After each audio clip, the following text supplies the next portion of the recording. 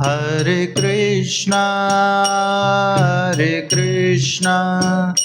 Krishna Krishna, Hare Hare, Hare Rama, Rama Rama, Hare Hare, Hare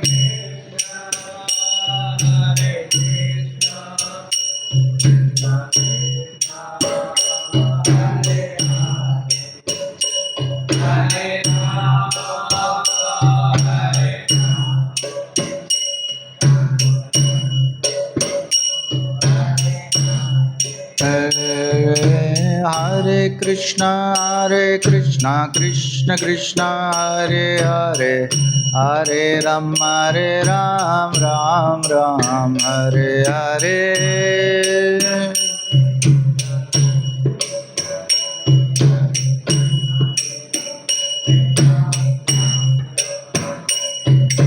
Hare Krishna, Krishna Krishna, Hare Hare, Hare Ram,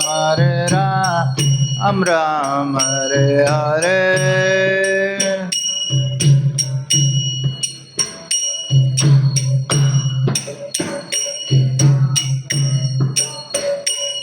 Hare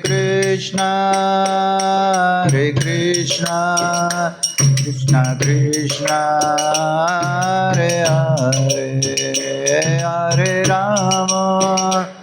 Hare Rama, Ram Rama, Hare Hare.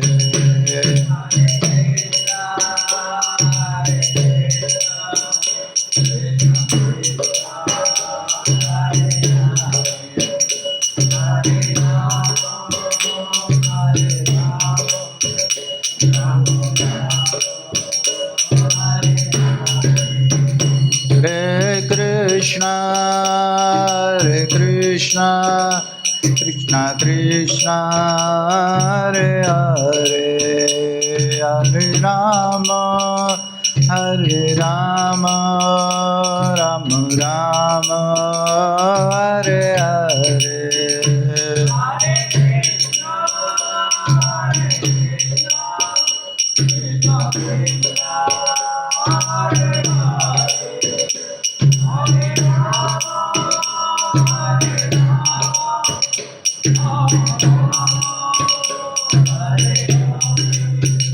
Jayo Jagannatha Baladeva Subhadra Jayo Sudarshana.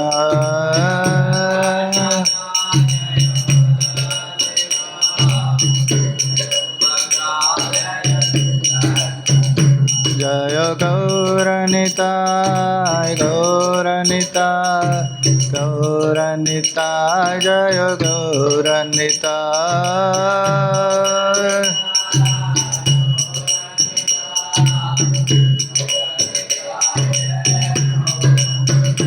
Jayo Jayo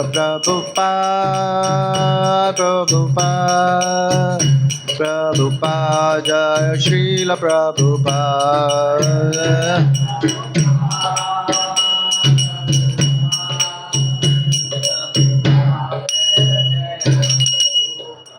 हरिनाम संकीर्तन की जय। ओम नमो भगवते वासुदेवाय।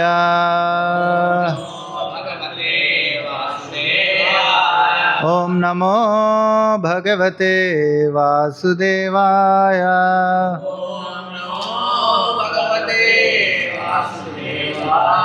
ओम नमो भगवते वासुदेवाय।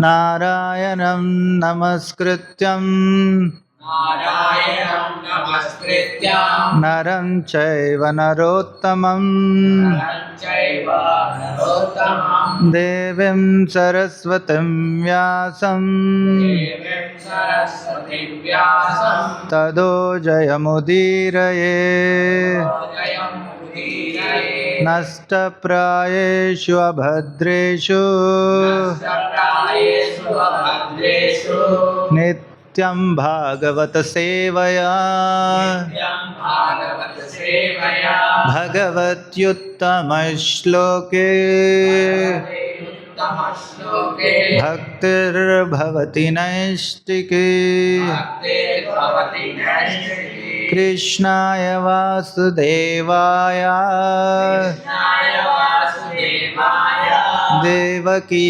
nandanaya cha devaki nandanaya cha nandagopakumaraya nandagopakumaraya govindaya namo namaha.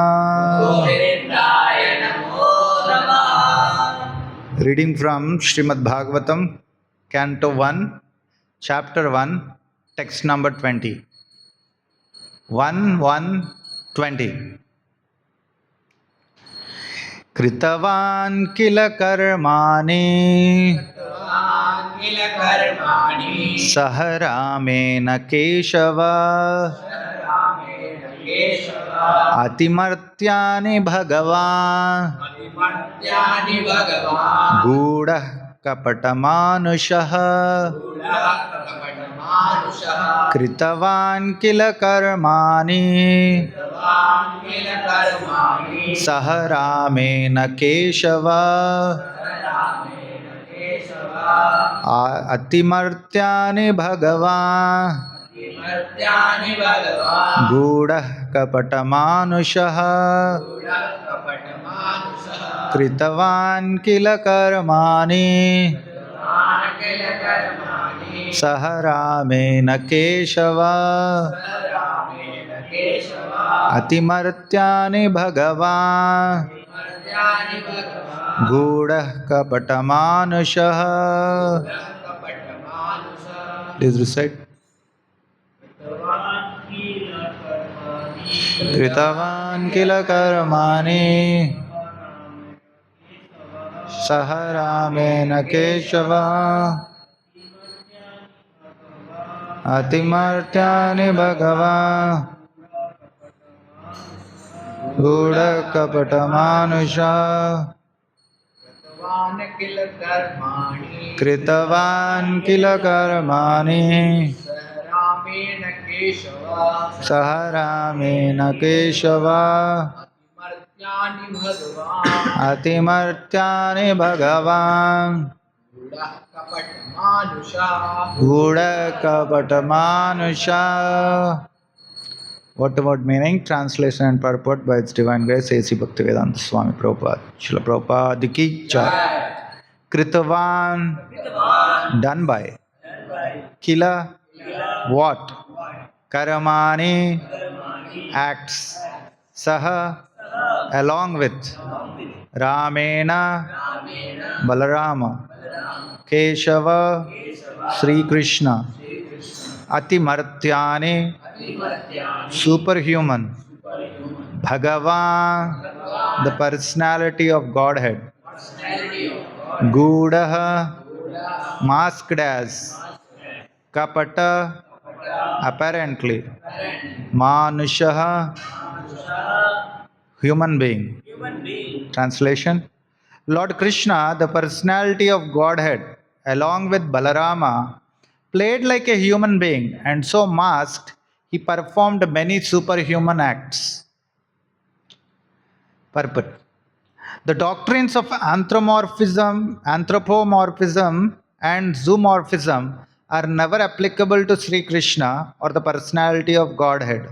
The theory that a man becomes God by dint of penance and austerities is very much rampant nowadays, especially in India. Since Lord Rama, Lord Krishna, and Lord Chaitanya Mahaprabhu were detected by the sages and saints to be the personality of Godhead as indicated in revealed scriptures, many unscrupulous men have created their own incarnations. The process of concocting an incarnation of Godhead has become an ordinary business, especially in Bengal. Any popular personality with a few traits of mystic powers will display some feat of jugglery and easily become an incarnation of Godhead by popular vote. Sri Krishna was not that type of incarnation. He was actually the personality of Godhead from the very beginning of his appearance. He appeared before his so called mother with four armed Vishnu. Then, at the request of the mother, he became like a human child and at once left her for another devotee at Gokula, where he was accepted as the son of Nanda Maharaj and Yashoda Mata. Similarly, Sri Baladeva, the counterpart of Lord Sri Krishna, was also considered a human child born to another wife of Sri Vasudeva. In Bhagavad Gita, the Lord says that his birth and deeds are transcendental, and that anyone who is so fortunate as to know the transcendental nature of his birth and deeds will at once become liberated and eligible to return to the kingdom of God. So, knowledge of the transcendental nature of the birth and deeds of Lord Sri Krishna is sufficient for liberation. In the Bhagavatam, the transcendental nature of the Lord is described in 9 cantos, and in the 10th canto, his specific pastimes are taken up. All this becomes known as one's reading of this literature progresses. It is important to note here, however, that the Lord exhibited his divinity even from the lap of his mother, that his deeds are all superhuman. He lifted Govardhan Hill at the age of 7, and that all these acts definitely prove him to be actually the Supreme Personality of Godhead. Yet, due to his mystic covering, he was always accepted as an ordinary human child by his so called father and mother and other relatives. Whenever some Herculean task was performed by him, the father and mother took it otherwise, and they remained satisfied with unflinching filial love for their son. As such, the sages of Naimisharanya describe him as apparently resembling a human being, but actually he is the supreme almighty personality of Godhead. We'll recite praise. ॐ अज्ञानतिमिरन्धस्य ज्ञानाञ्जनशलाकया चक्षुरुन्मिलितं येन तस्मै श्रीगुरवे नमः श्रीचैतन्यमनोभीष्टं स्थापितं येन भूतले स्वयं रूपा कदा मह्यं ददाति स्वपदान्तिकं वन्देऽहं श्रीगुरो श्रीयुतापदकमलं श्रीगुरुन् वैष्णवांश्च श्रीरूपं साग्रजातां सगना रघुनाथान्वितं तं सजीवं साद्वैतं सावधूतं परिजना सहितं कृष्णचैतन्यदेवं श्रीराधा कृष्णपादान् सहगना ललिता श्रीविशाखान्वितांश्च नमः ॐ विष्णुपादाय कृष्णप्रेष्ठाय भूतले श्रीमते भक्तिवेदांत स्वामिनिति नामिने नमस्ते सारस्वते देवे गौरवाणी प्रचारिणे निर्विशेषा शून्यवादी पाश्चात्यदेशतारिणे नमो महावदन्याय कृष्णप्रेमप्रदायते कृष्णाय कृष्णचैतन्य नाम्ने गौरत्विषे नमः हे कृष्णा करुणा सिन्धु दीनबन्धो जगत्पते गोपेश गोपिका कान्त राधाकान्त नमोऽस्तुते तप्तकाञ्चन गौराङ्गी राधे वृन्दावनेश्वरी वृषभानुस्तुते देवी प्रणमामि हरिप्रिये नीलाचल निवासाय नित्याय परमात्मने बलभद्र सुभद्राभ्यां जगन्नाथाय ते नमः वाञ्छाकल्पतरुभ्यस्य कृपा सिन्धुभ्य एव च पतितानां पावनेभ्यो वैष्णवेभ्यो नमो नमः। जय श्री कृष्ण चैतन्य प्रभु नित्यानंद श्री अद्वैत गदाधर श्रीवासदि गौर भक्तवृंद। हरे कृष्णा कृष्णा कृष्णा हरे हरे, हरे राम राम राम हरे हरे। मूकं करोति वाचालं पंगुं लंघयते गिरिं यत्कृपातमहं वन्दे श्रीगुरुं।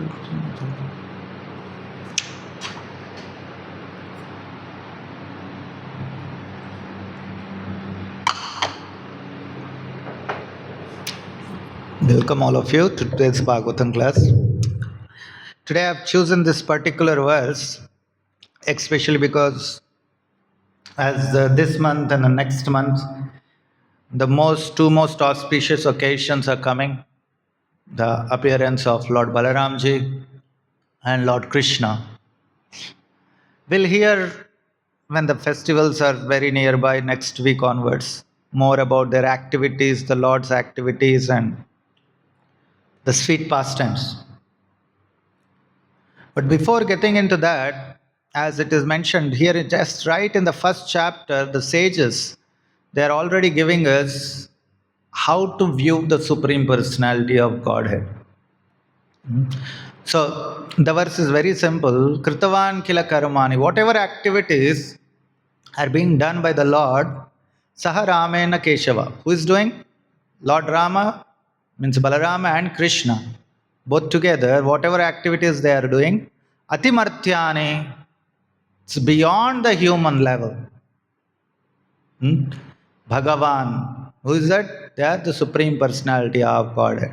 But they are Gouda, means they are masked or like a secret.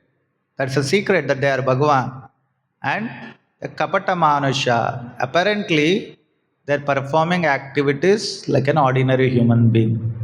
So the Leela of the Lord is like this, that when the Lord appears as a Leela avatar, especially as Lord Ramachandra and Lord Krishna and Balaramji, they appeared in human forms.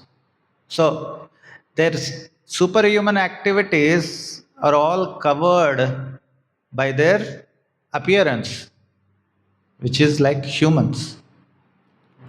Now, we can see that though they are born as human beings, that from birth all their activities are beyond humanly level.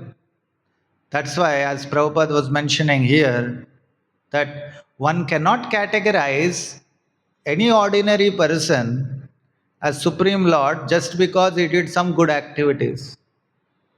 If right from his birth he's showing all qualities and symptoms as Lord Krishna or Lord Ramachandra showed, then only one has to accept. Otherwise, as Srila Prabhupada is mentioning here, that it has become a fashion. This philosophy of zoomorphism, of anthropomorphism is that anybody who is doing some good activities slowly, then you categorize or elevate him from the humanly level to godly level. And it's a very famous karma mimamsa philosophy in Hinduism, that everybody godly persons are because of their activities. Because they did so many pious activities, then they became gods. That is true for the demigods, but not for the Supreme Lord. Supreme Lord is always supreme, and he can never be equated with ordinary human beings. That's why, as Prabhupada quoted the verse from Bhagavad Gita, fourth chapter, whatever activities of the Lord are there, janma karma chame divyam evam yo veti tatvatah tyaktva deham punarjanma naiti mamiti sarjuna. No? Whoever understands that the birth and activities of the Lord are all transcendental, after leaving this body, will not come again to this world. They directly promoted to the spiritual world. So that is the secret. There are always, contradictions when anything related to the Lord, because He is the shelter of all contradictory Shaktis. For us, if there is vidyā or knowledge, that means there is no ignorance, there is no avidyā. But vidyā Shakti and avidyā Shakti side by side exist in Lord, even in the spiritual world. There is both, no? Vidyā, avidyā, or jnana, ajnana Shakti. Both have their roles. What does the Vidya Shakti do? Or the Jnana Shakti?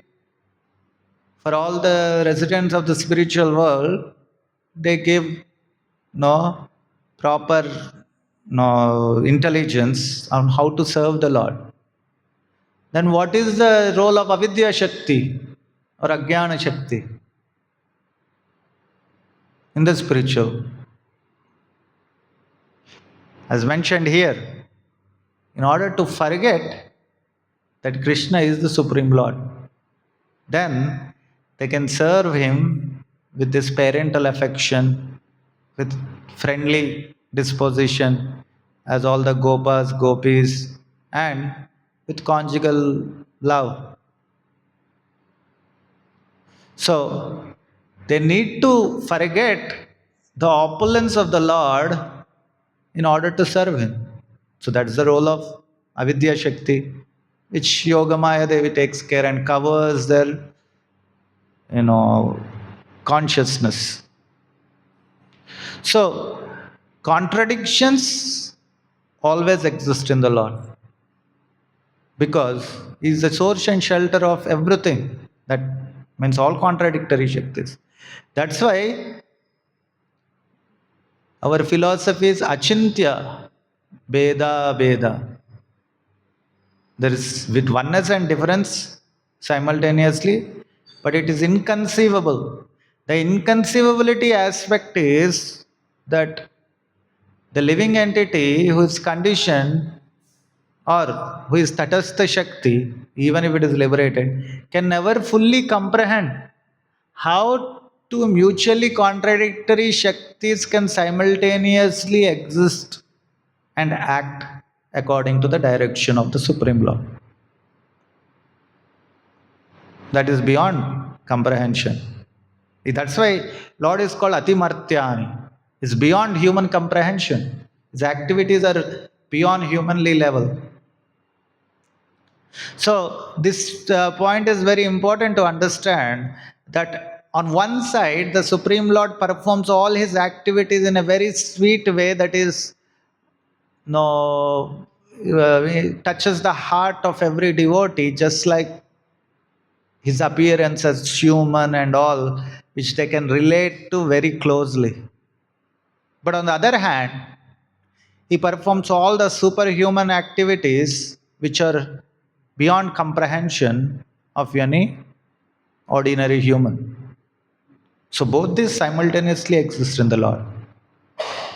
One is the Aishwarya, the opulence of the Lord, which are the six main opulences, which you all know. And on the other side is one of those opulence, which is sweetness, is completely permeated in Vrindavan. And you can see all His activities are as human. For the Vrajavasis, it doesn't matter whether Krishna is God or not. They know Krishna is God, but it doesn't matter. They're so much in love with Him, they only see Krishna as Vrajakumar, is the, youth of Vraja.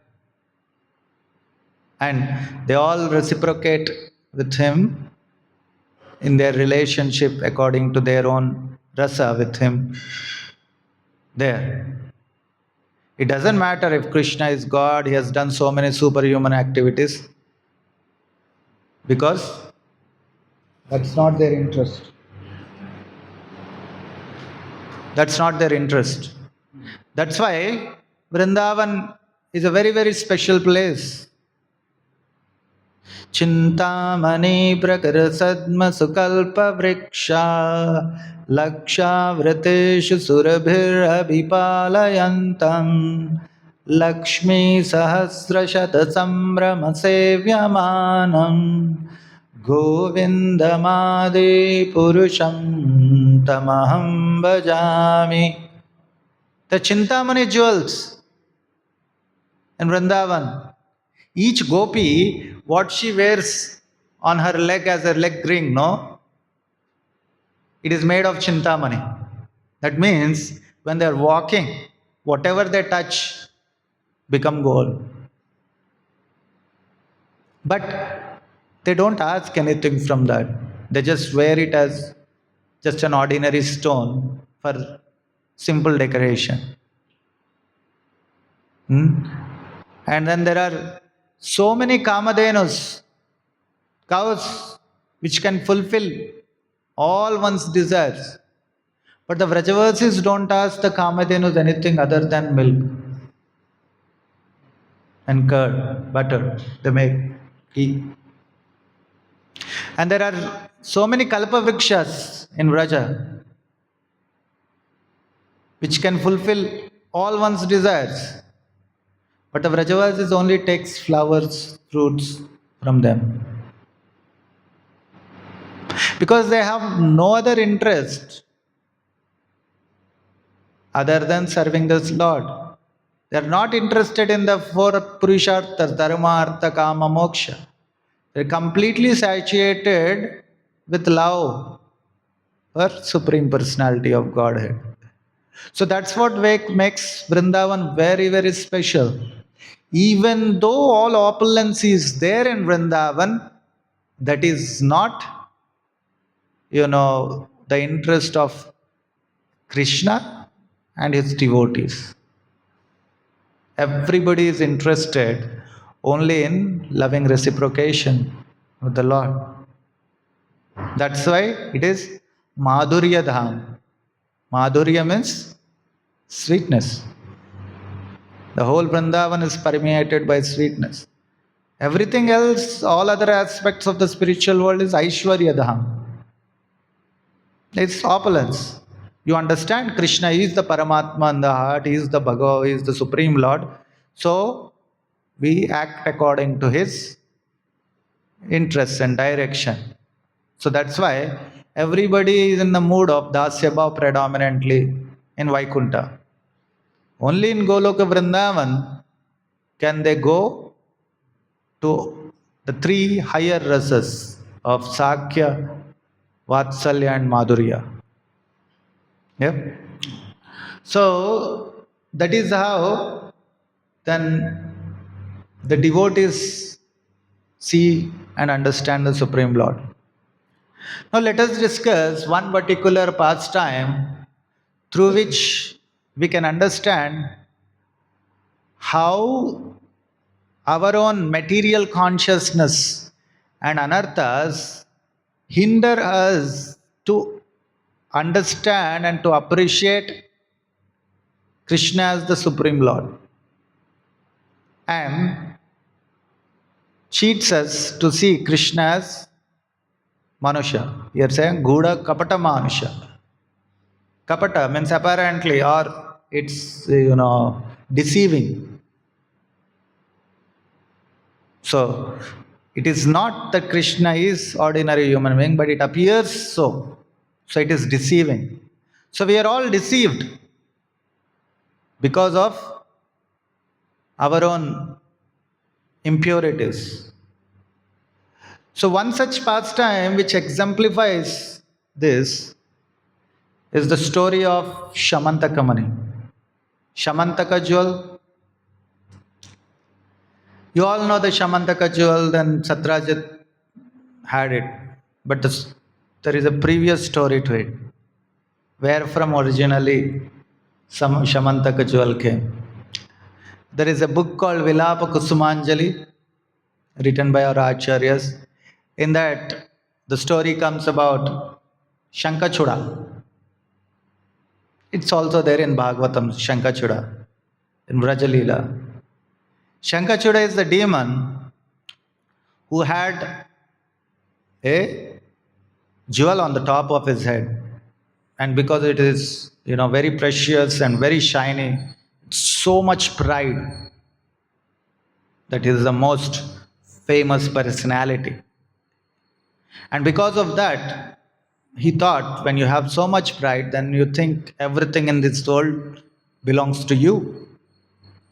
And then when he heard that in Vraja, Krishna performs these beautiful pastimes with his devotees in Rasa Leela, then he thought, how is it that he has to perform? Anything wonderful should belongs to me. And then he goes in the mid of the night when Krishna is performing his Leela, about to perform his Leela to Vraja. And there when he sees all the gopis, instead of seeing with devotion, he sees them with lust. He becomes lusty on them. And because of his lusty, he becomes so foolish. He thinks that he can get the Lord's concerts for his own sense gratification. When one is lusty, he doesn't differentiate between what is spiritual and what is material. Lust covers our consciousness. No matter how many times one hears, okay, these activities of Krishna are transcendental, as soon as you see, okay, there is a boy and a girl coming together, one starts imagining all lusty thoughts. That's why it is warned by acharyas again and again when we are reading the transcendental literature, give up your materialistic approach, materialistic consciousness while reading the transcendental literature. Even in the beginning of Brahma Samhita, no, Bhaktivinoda Thakur, Srila Bhaktivinoda Thakur, Srila Prabhupada warns us, and mostly every, even Bhagavatam, especially 10th Canto, Prabhupada again and again mentions this point. Because the lust is such a thing, it covers one's spiritual consciousness and brings back to complete materialism. When one executes the faculties, the senses, to satisfy one lust, slowly one becomes dumb for spiritual realization. You can't think. If you see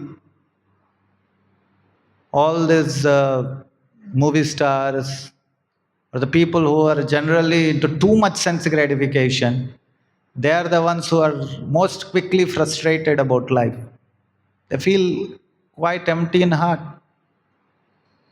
And then they commit suicide. 25-year-old, so much fame. After that, what? Suicide.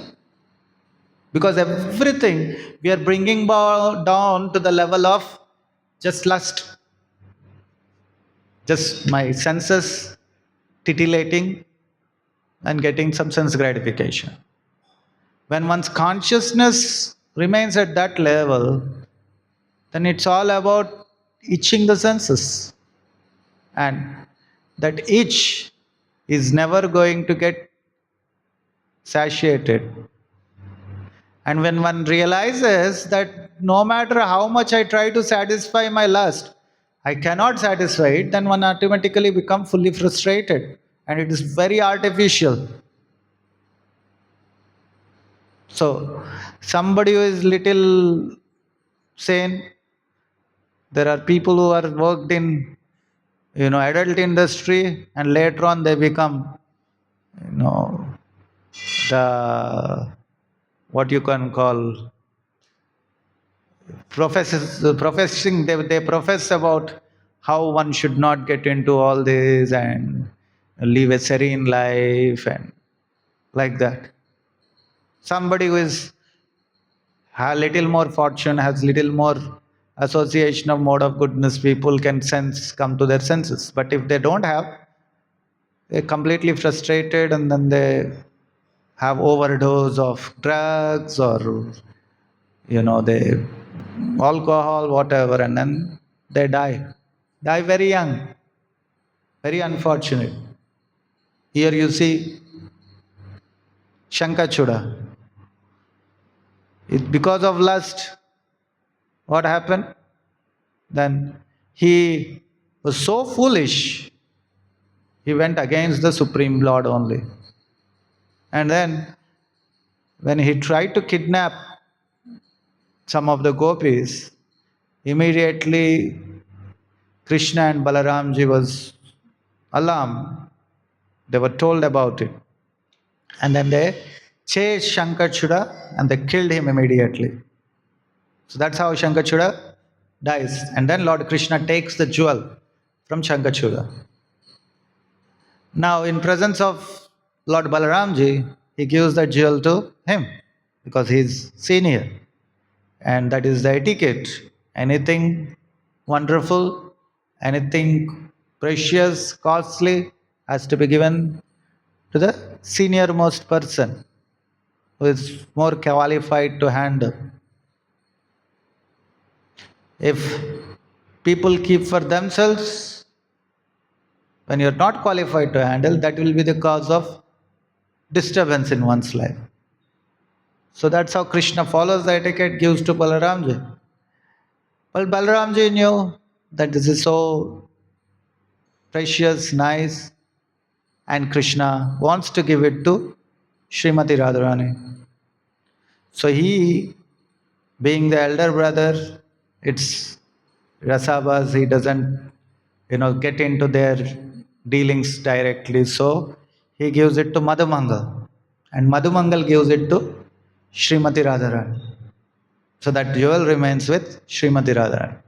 And there is another book called Lalita Madhava where Srila Rupa Goswami mentions the pastime of how the gopis in Vrindavan actually takes the forms as the eight principal queens. Eight main gopis take form as the eight principal queens, and all the other gopis also take as Krishna's queens in Dwaraka. So the time when then Srimati Radharani goes and kept in the custody of Surya Dev, she gives that jewel to Surya Bhagwan. And that's how Surya Dev has this Shamantakaman. He keeps wearing it. And in Dwaraka, there is this personality by name Satrajit. He is a very, very devout worshipper of the sun god Surya. And every day, without fail, all the 3 times of 3 Sandhya, he used to worship the sun god and then give a lot of donation to the Brahmins and feed the public, and very devotedly he was worshipping. And because it is Dwapara Yuga, people still had the piety that they could go to higher planets. So he could go to the planet of sun god and have his darshan, or higher planets it's mentioned. Then when he was sitting and then with others, and when Surya Dev came, so effulgent, immediately everybody stood up. It was so effulgent.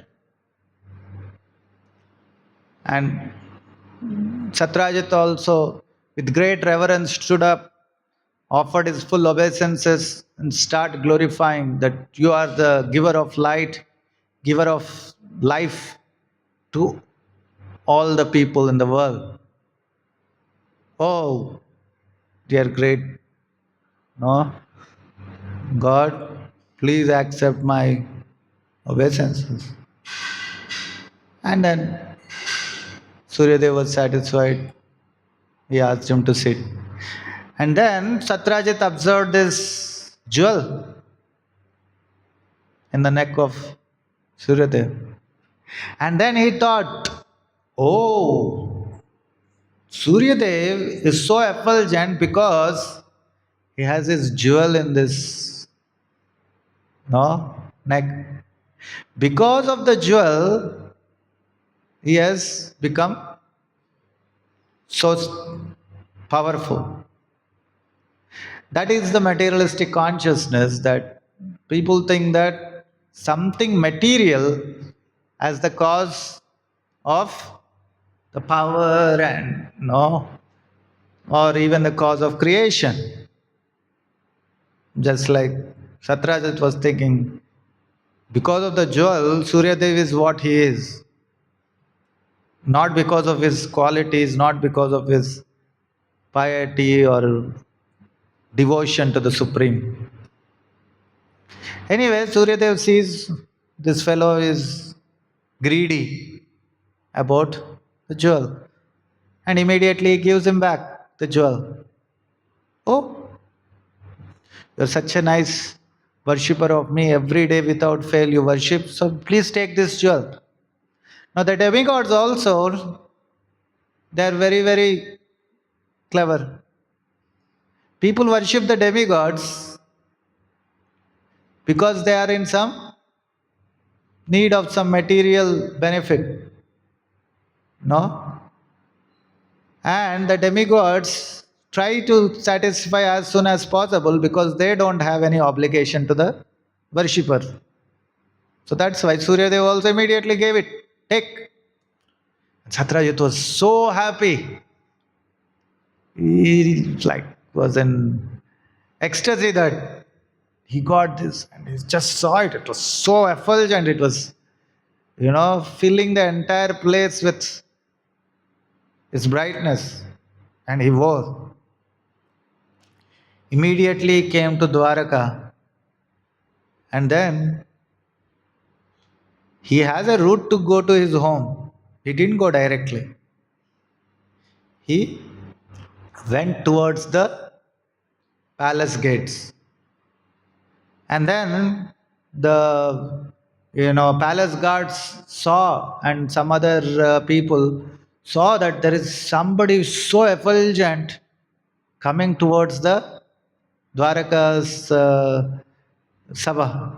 Immediately, enthusiastically, they ran to the Sabha, and where Lord Krishna, Balaramji, Uddhava, and Maharaj Ugrasen was sitting.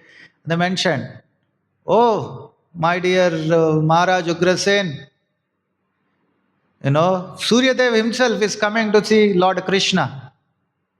So they saw somebody so effulgent should be great demigod. Suryadev is coming. So that means in Dwaraka, many even great demigods used to come to see Lord Krishna. So for them, they knew. So they were immediately thought Suryadev is coming.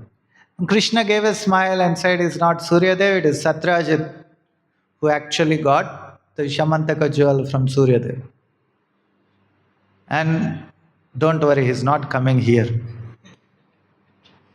And as Lord Krishna said, he just came to show off in front of the palace, and he doesn't come to the Lord, and he just goes to his own home and installs the jewel on a big asana and starts worshipping. So, this is the materialistic consciousness, that instead of worshipping the Supreme Lord, as soon as one gets his material needs satisfied by some other material means, he will make that material object as his worshipable Lord. That's what Satrajit is doing. He was worshipping every day. It was giving 8 baras or almost 90 96 kilos of gold.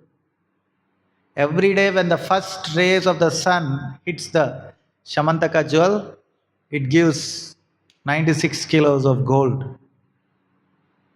So he's getting so rich, and then so he was so happy, and he was worshipping the Shamantaka jewel, feeding the Brahmins and giving good charity, and everybody started noticing it.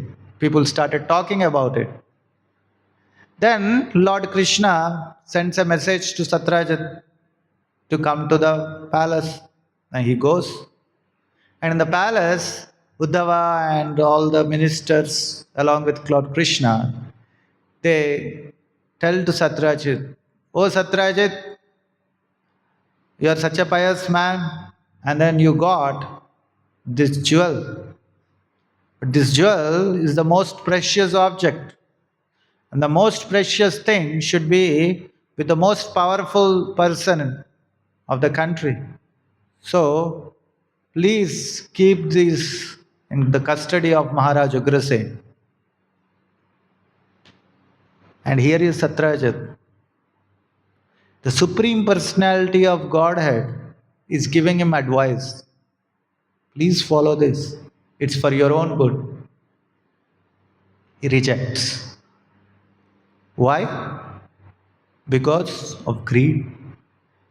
Greed is such a thing, when you are greedy about something material, even Krishna's great devotees or Krishna himself comes and gives us good advice, we can't hear. You see in the Satyajit's case, Lord Krishna himself telling, no, he doesn't hear. He takes the jewel, goes back and worship as it is, not paying any heed to the advice of the Supreme Lord. And one fine day, his brother Prasena also wanted to show off. So he took the jewel and went into the forest while hunting. And then in the forest, when he was hunting, the lion saw the jewel, got attracted and attacked Prasena, killed him, take the jewel. And then here Satyajit is waiting for his brother. Didn't come 1 day, 2 days. So much time is happening. And his brother is not returning. So he started thinking. And his vicious thoughts came. Something which is so greedy about is being lost. Then whom he accused? The Supreme Personality of Godhead himself. People also go and become atheistic and they accuse the Supreme Lord. Why such a bad thing can happen to me? I am such a pious man, such a good man. How can bad things happen to me? Is really the Lord in control? And how can he allow? Oh, he's not in control. Oh, he has mistakes. He has faults. Like that people think. So, this materialistic greed also makes one atheistic, covers one consciousness. And here is Satyajit, who is in Dwaraka, seeing the full opulence of the Lord. But his consciousness is covered because he is greedy about something. Because of that, his consciousness becomes covered. And he cannot see Krishna as Lord. And over and above that, he's accusing the Supreme Lord. And this rumor started spreading. And many people in Dwaraka slowly started believing the rumor. Illusion. The people of Dwaraka who are seeing in direct association of the Lord, who are seeing the Lord, they are illusion. So the tendency to get illusion, is there. And why they are illusion? Because they started hearing the prajalpa, paying attention, and then believing in that. If one is not completely immersed in Krishna Katha, one becomes interested in worldly news, the prajalpa. Slowly, one equates the transcendental subject matter with the material subject matter. And he loses the discriminatory power to see what is spiritual and what is material. So, some of these people in Dwaraka, they started believing that maybe Krishna has done it. So when this rumor spread, then devotees started becoming concerned. Why Lord's is being falsely accused of things? And Lord Krishna understood that many of his devotees are feeling disturbed. So in order to remove this false accusation on himself, then Lord Krishna calls for a meeting of the ministers and said, okay, let me go and investigate myself about this matter. He, along with some ministers, go to the forest to find out where is the jewel. And they find out the footprints of the horse, and after some time, the footprints of the horse were like mixed, and then you see also the footprints of lion. Then he saw only the footprints of lion going away. Then they concluded that Prasena was attacked and killed by the lion, and then they go to the footprints lead to a cave. This was a huge cave, very dark and dungeon inside. And all these ministers are old. So Krishna says, all of them, you can please wait here. Let me go inside and find out. Brahmins, mostly ministers are. And Krishna is the only Kshatriya. So Brahmins, they cannot fight and they are elderly. So Krishna, for their safety, asks them to stay out. Then he goes inside. When he goes inside, this cave, it was very dark and he was moving in. And then at one place, he saw this great effulgence. I saw it's this jewel. And jewel is in the hands of a small boy and he was playing with it. Small child. He goes near, okay, he says nobody is there. He goes near to see.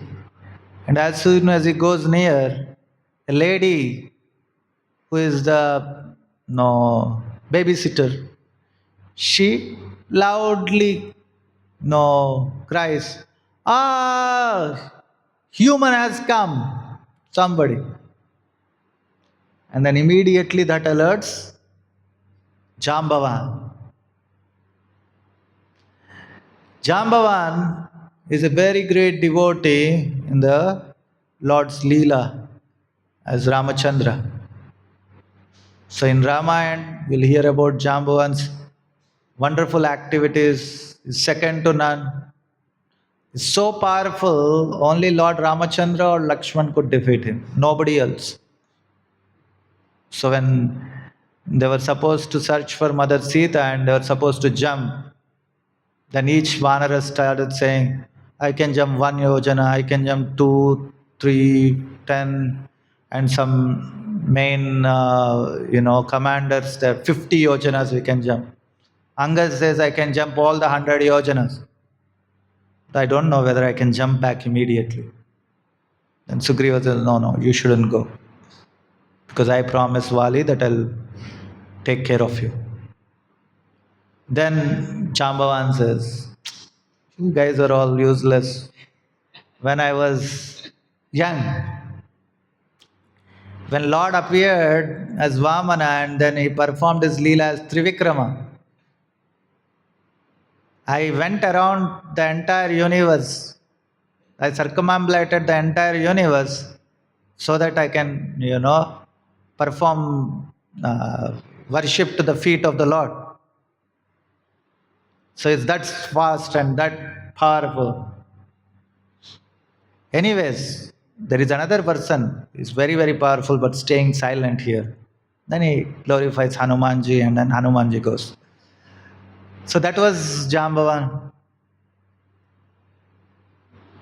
But immediately he comes out saying, who has entered into his arena here? And he sees the Supreme Lord Krishna. This is the beautiful form of the Supreme Lord. Venum Kvarantam Aravinda Dalayatagsham Varahavatam Shamasitam Vadasundarangam Kandarvakoti Kamaneya Vishesha Shobham Govindamadi Purusham Tamaham Bhajami. Kandarpa Koti Kamaneya Vishesha Shobham. Even millions of cupids cannot match with his beauty. Such a beautiful form. He's seeing. He is worshipable Lord. He saw. But he could not recognize that he is the Supreme Lord. Why? Because he's angry at that time. Kupita. So angry. And his anger covered his consciousness. The very same Lord is worshipping every day, day in and day out for so much time. He could not recognize. Because anger covers one's intelligence. When one becomes angry, the immediate thing is intelligence get lost. So, Krodhat bhavati sammoha, sammohat smriti vibrama. He lost. Immediately, he challenges the Supreme Lord to fight. And then, first, they start fighting with weapons. All the astras they throw, and all the weapons are counteracted by the Lord, all his weapons. Then he starts throwing big, big boulders and trees on the Lord. Even that gets everything, all the places cleaned, fully cleaned, no trees, no boulders. Then they start fighting hand to hand, fist to fist, no? Shoulder to shoulder and fist to fist, and start hitting each other's bodies. Tremendous sound coming. And this goes not for 1 day, 2 days. It goes continuously for 28 days and 28 nights. And after 28 days and nights of fight, every part of his body started aching. Just like sometimes we do extra service, 1 night is sufficient for us. The next day morning, you see every part of your body is aching. At that time, even somebody brings wonderful prasad. No, I just want to take a rest. Nothing else. Nothing else. Kuch ichha nahi. You know, nothing else I want to only take rest. For Jambavan is so powerful, so it took 28 days and nights, and also hitting off from the Lord on every part of the body. Then, when his strength is completely emaciated, that's when the reality dawns upon him. I am such a powerful person. Only Lord Ramachandra or Lakshman can defeat me. How is that I am getting defeated? I have no strength left. And he saw the Supreme Lord.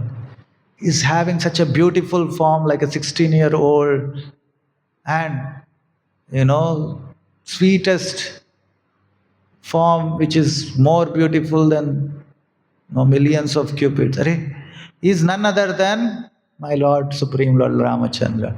Immediately he submits, and then he offers prayers, gives back the jewel, gives back Jambavati also, and go. But we see that he is also overtaken by anger, and that anger covered his intelligence, and he could not identify the Supreme Lord. And then the Lord brings back the jewel, and then calls Satrajit in the assembly, mentions what happens, and gives him the jewel. Then in shame, takes the jewel and goes back, and Satyajit thinks the whole night what is the most appropriate thing to do. He's a pious person, so some intelligence is there. So immediately thinks and he gives the jewel along with his most illustrious daughter, Satyabhama Devi, to the Lord in marriage. The Supreme Lord accepts Satyabhama Devi but gives back the jewel to Satyajit. Because the Lord knows he is just giving out of social obligation the jewel. Satyabhama Devi, that he thought, okay, he has to do something more, and he gave. Jewel he is giving because of the social pressure. So Lord gave him back. Lord accept only something with his devotion. Satyabhama Devi has full devotion to the Lord. So he accepted her. Satyajit was so attached to his jewel, even despite of so much big nonsense happened, still hooked on to his attachment, the greed for material object. So Lord left him. Okay, go. And later on, what happens? So many other kings who were promised Satyabhama Devi's hand, they become very envious. So they plot together, and then they all praise Shatadanva. You are the candidate. You are the best man who can do. And along with envy, this guy had the false pride to think that he can get away killing Satyajit. So they all conspire together, and Shatadanva goes and kills Satyajit when Krishna and Balaramji are not there in Dwaraka. They actually go to Indraprastha at that time because they hear that in the Lakshagraha, then Pandavas along with Queen Kunti die. Of course, Krishna Balaram knew they didn't die, but out of social obligation to do all the kriyas, both of them go there. And then when Shatadanva kills Satyajit, Satyabhama Devi and all the ladies were there, and Satyabhama Devi, out of great pain in the heart, she goes to Lord Krishna to inform that Shatadanva killed. As soon as Krishna and Balaram hears, they start towards Dwaraka.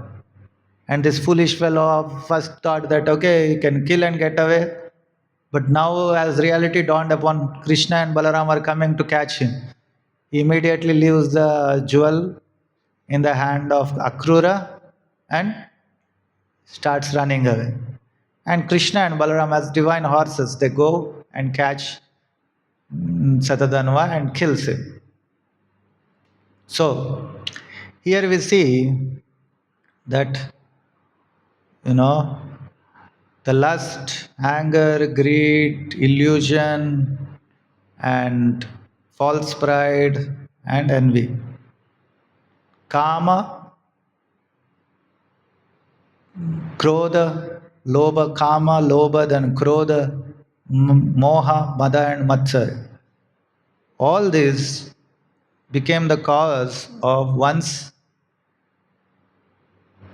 getting cheated and not understanding the Supreme Lord's position. We see first the karma of Shankachuda. He thinks he can take away something belonging to the Lord only for his own sense gratification. And then we see the greed of Satyajit. So both of them got killed.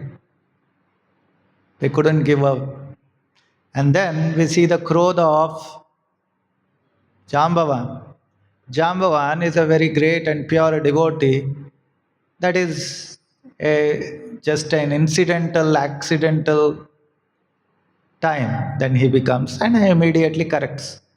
But of course, after 28 days of getting thorough purification. 28 days and nights of thorough purification. And then you will see all the Dwaraka moha, because of constant exposure to Prajalpa, they became illusion and thinking that Krishna is the one who stole the jewel. And however, then all the other kings who are envious of Satrajit, some are envious of Satrajit having the jewel, some are envious because they couldn't get Satyabhama Devi. All of them conspired together and did a heinous act, which is, sinful.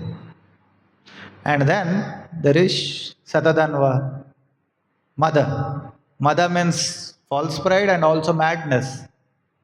He became completely lost his conscience, thinking that he can kill the father-in-law of Lord and get away with it. So he also died because of false pride. So we see in this story of Shamantaka jewel how if one doesn't purify oneself from all the anarthas in the heart, then one can never understand and appreciate the Supreme Personality of Godhead, no true identity. So we should be extremely careful, and this through this pastime, we teach us how one should get rid of one's anarthas and always try to see the Lord as how the pure devotees see. That's why the definition of pure bhakti is anyavilashita shunyam jnanakaramadyanabratam anukulyena Krishna anushilanam bhaktiruttam. First of all, you should not have any material desires, no kama, no lobha. Then, no, it should be favorable to the Lord. You should not have envy, you should not have anger, and at the same time, anushilana we should be following in the footsteps of great souls and no trying to serve the Lord. So otherwise, as so many of these personalities who are present right during Krishna's Leela in this world, but they still got cheated. Mayadevi still tricked them, and they all got illusion to think that Krishna is an ordinary human being. Some of them are great devotees, the momentary illusion just to teach us. And there is a previous pastime like for Jambavan. Why he got illusion there?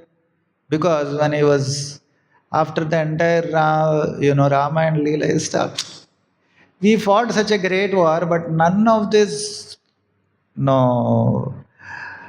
Ravana's people are a match for Lord Ramachandra. He just immediately killed all of them. They could not give any good comeback to Lord. Lord could not enjoy fighting. So he was thinking like that. Maybe I should know sometime if the Lord wants to fight like that.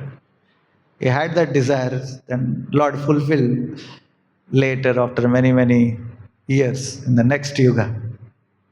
So for him it is not a fault on his side, it's just the divine arrangement, because for pure devotees then there is no fault. But all the other personalities, mostly, they're all illusion. And because of the anarthas covering, then they could not understand the Supreme Personality of Godhead. So that's why a devotee should make, as devotees, we should all be very eager and we should work hard to get rid of the anarthas and serve the Lord with a pure consciousness. And that's how then our offering to the Supreme Lord will become very wonderful. We see now the festivals are coming. We are very enthusiastic to do services. We are very enthusiastic to develop our relation to the Lord with the Lord. At the same time, we have to be conscious that we are not mixing our service and our feelings with our own anarthas. Then our offering is not perfect, and that will not give us, also that will not raise our consciousness.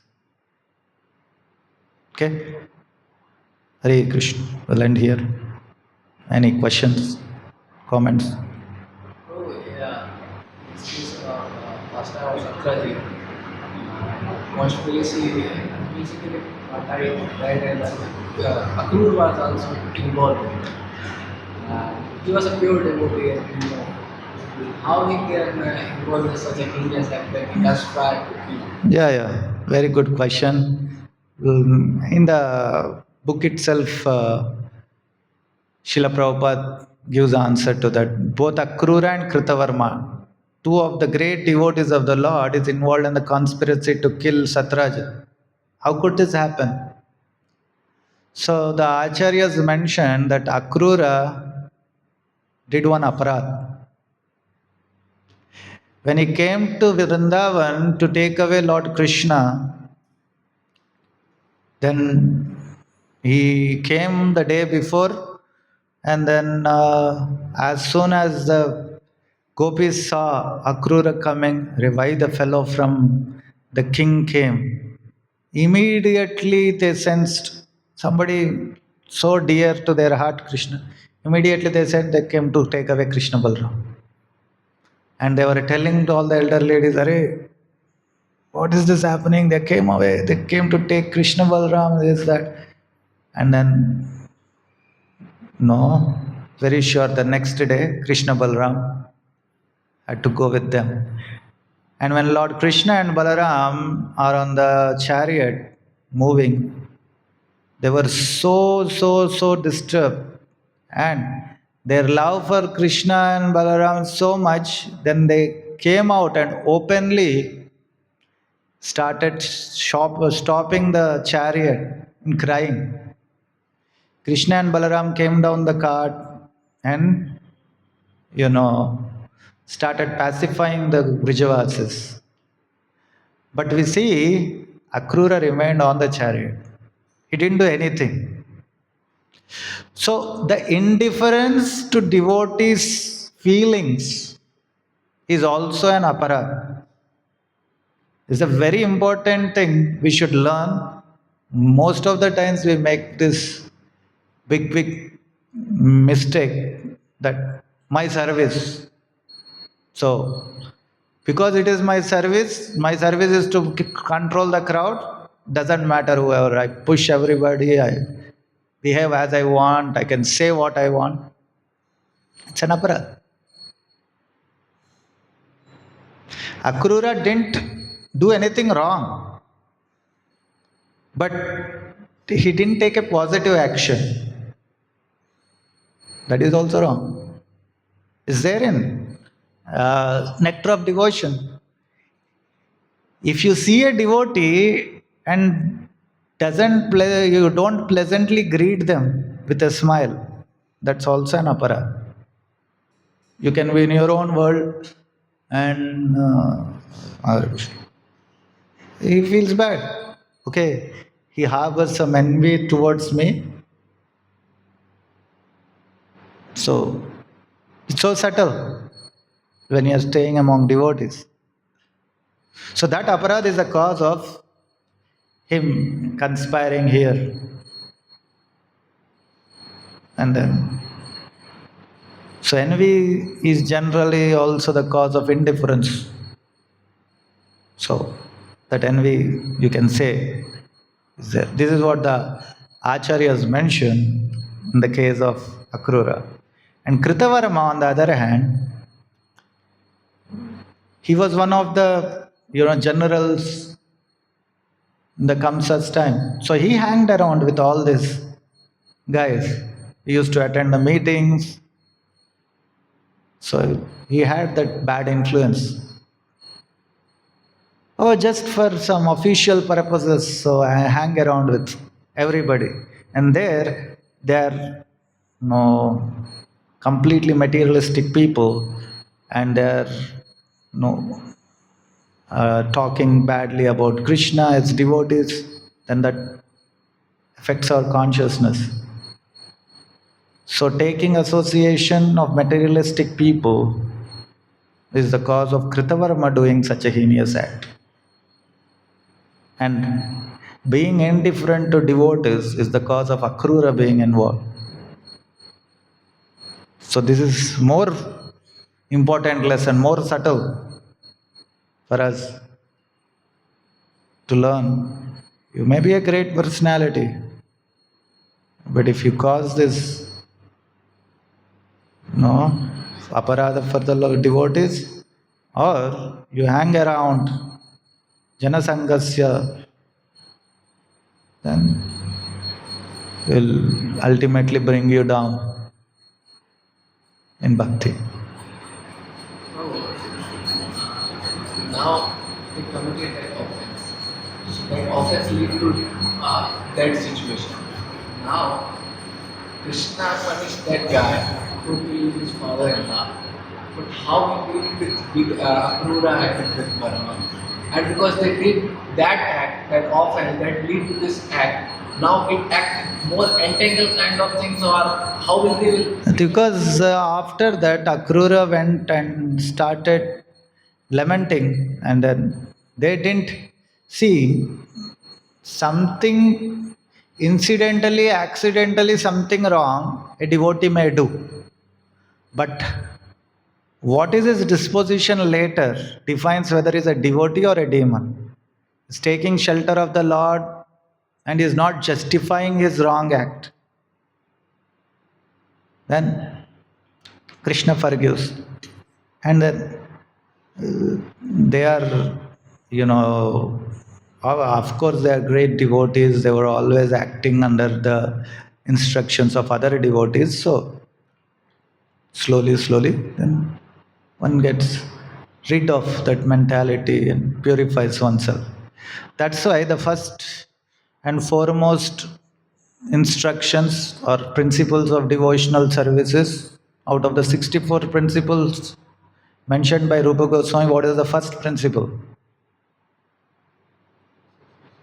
Huh? association? No, just guessing. Those are 5 main aspects. But what is the first? What are the first 10? Loudly. Shelter of a spiritual master. Taking shelter of the spiritual master, serving him, executing his instructions is the basis. The first 10 are the basis. There are, 6 more after that. And then the second 10 are what you're not supposed to do, what you should be careful of.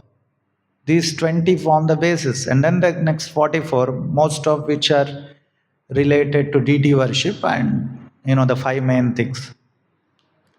So that's why following in the footsteps, taking shelter and following the footsteps of Guru, that forms the basis. They were following. That's why they could. Whatever faults are there from previous conditioning, previous issues, problems, and all, we can get rid. Providing we have the right mood and we take the shelter and execute the instructions of great devotees. These two should combine together. The mood also should be right. Just because I hear my guru, then I don't care about anybody. No, we are servant. We serve in the mood of servant, not offending anybody. Then, at the same time, then we follow at least one person and execute his instructions and try to, Anushilana, no? Bhakti is Anushila. Try to follow in the footsteps. Then once one becomes very, very Krishna consciousness, it comes to the level of Nistha, all the Anarthas go, then the spontaneous attraction to Krishna is very predominantly seen. Then also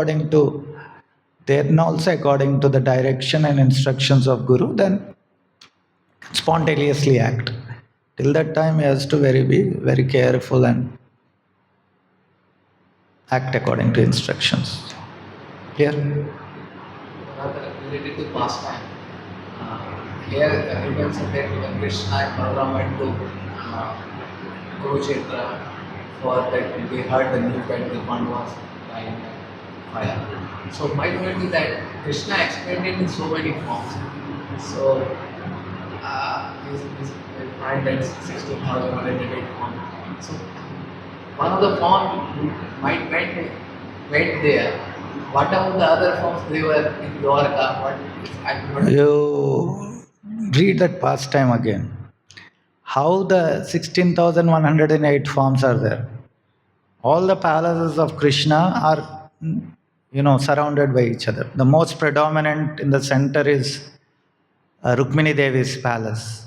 And then, all the principal 8 queens and all. So Krishna, during the evening until next day morning, he performs his pastimes with each queen at home. And every queen thinks Krishna is with him, her only. She's most attached. There's so much, in one sense, Krishna makes them so much mad on him that they don't even go and see what is happening in the other place. So they're so happy Krishna is with them and they don't need anything else. So Krishna is evening with them and all. And next day morning when he goes out from one palace, he goes on the road. And when both the roads meet, both the Krishnas come, they merge. Like that, all the roads when they are meeting merge, and when he goes to the Sabha, it's one Krishna only goes. When he comes back, then he again expands. According to the need of the situation, the expansions happen and then merge back. That's what is mentioned there. That wonderful activities of Krishna when Narada Muni comes to see Krishna. That's where it's mentioned in this verse. Yeah. Haribol. Nandra Śrīmad Bhāgavatam ki, Śrī Prabhupada ki, Jai Gaur Premanand.